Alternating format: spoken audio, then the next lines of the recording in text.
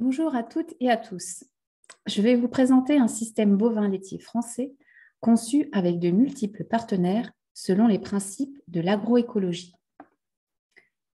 Après une présentation générale de ce système nommé Oasis, je vous montrerai quelques résultats et ensuite je vous donnerai quelques exemples des liens que nous avons noués avec différents partenaires.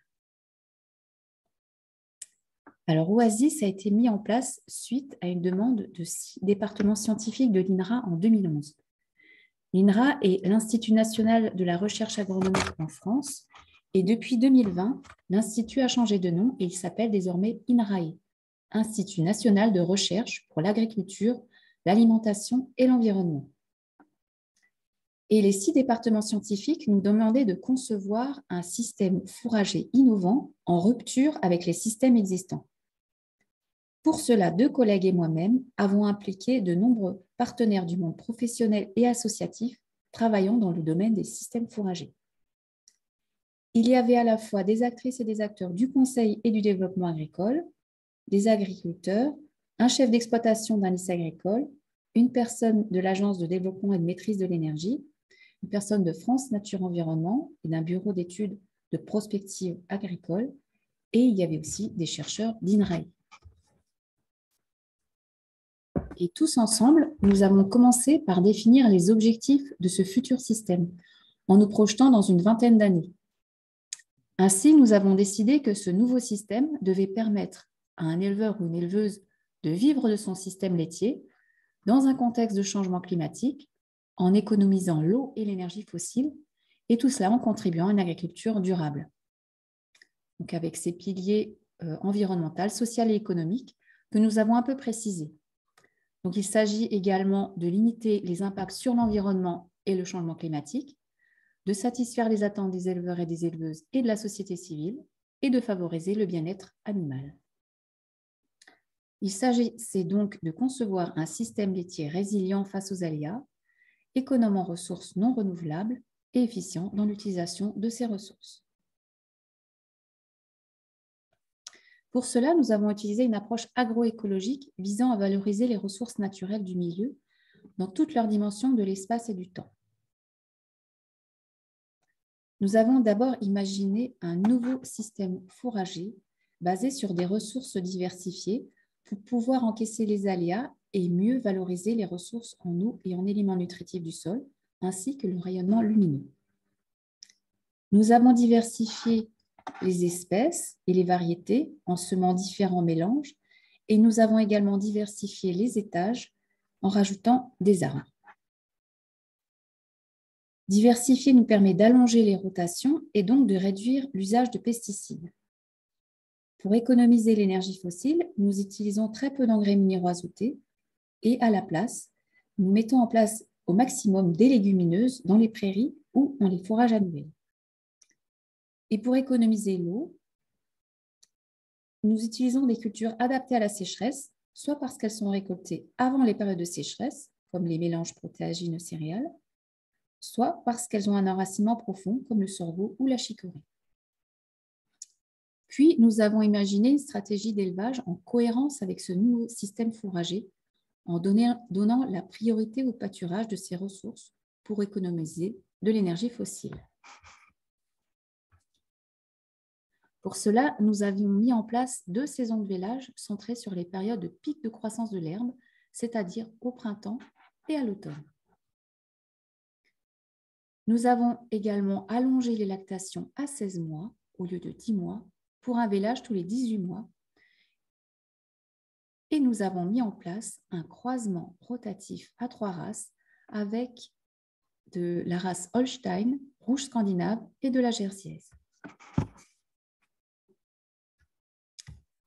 Les liens entre ces 2 composantes ont été renforcés grâce au recyclage des effluents et la mise en place de cultures à double fin qui peuvent être soit pâturées, soit ensilées, soit récoltées en grains, et cela selon les besoins. Ce nouveau système est mis en place depuis juin 2013 à Lusignan, sur notre unité expérimentale, donc dans Poitou, en France, et il comporte 90 hectares de prairies temporaires de culture annuelle et un troupeau de 72 vaches laitières avec les génisses de renouvellement. Il est situé dans un climat océanique avec des sécheresses estivales. Et nous avons ici des sols assez profonds qui sont appelés des terres rouges à châtaigniers. Ce sont des sols limono-argileux de bonne réserve utile, mais assez battants. Et nous avons imaginé 3 rotations pour assurer l'autonomie fourragère du troupeau et allonger la période de pâturage. Alors, il y a une rotation entièrement pâturable avec des prairies et des cultures annuelles à pâturer.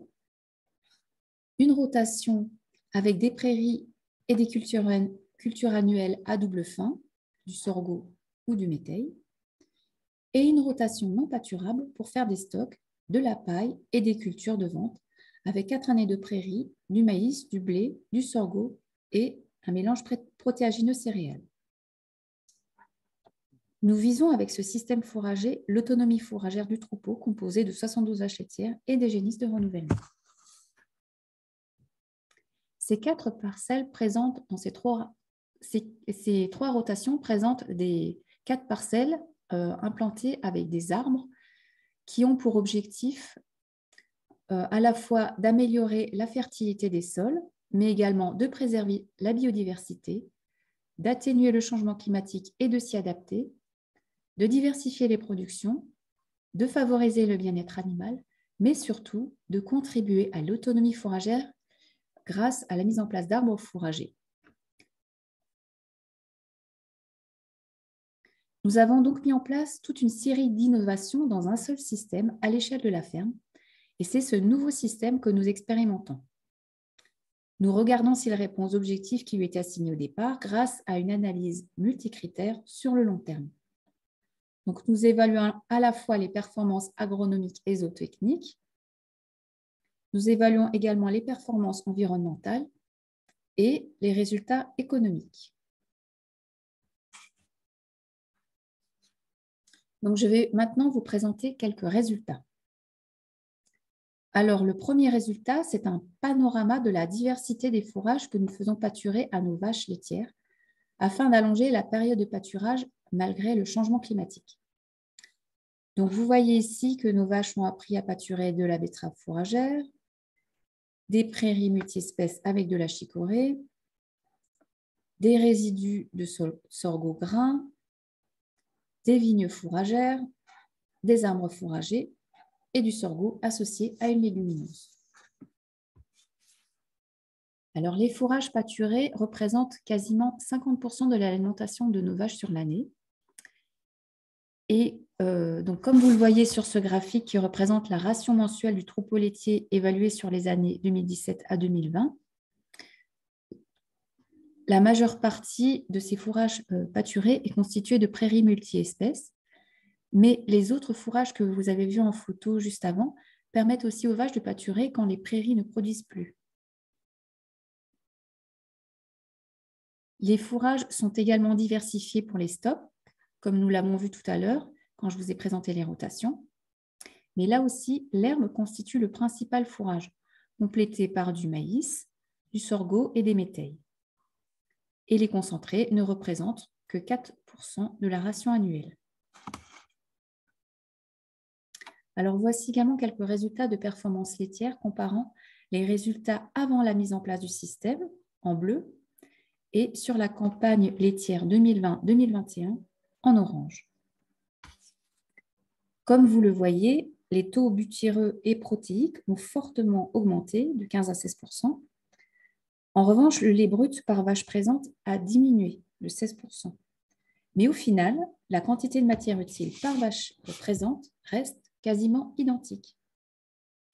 Ce résultat est d'autant plus intéressant que nous avons fortement réduit l'utilisation de concentrés qui, en 2020, représentait 55 grammes par litre de lait, soit près de 4 fois moins que les élevages classiques. Je vais maintenant vous donner quelques éléments sur nos liens avec les partenaires. Donc, comme je vous l'ai indiqué au début de cette présentation, le système dans son ensemble a été co-conçu au départ avec de multiples partenaires. Alors, pour la partie agroforestière, nous avons également réfléchi ensemble avec des conseillers agroforestiers, un bureau d'études de recherche et développement en agroforesterie et une association locale à des dispositifs agroforestiers innovants.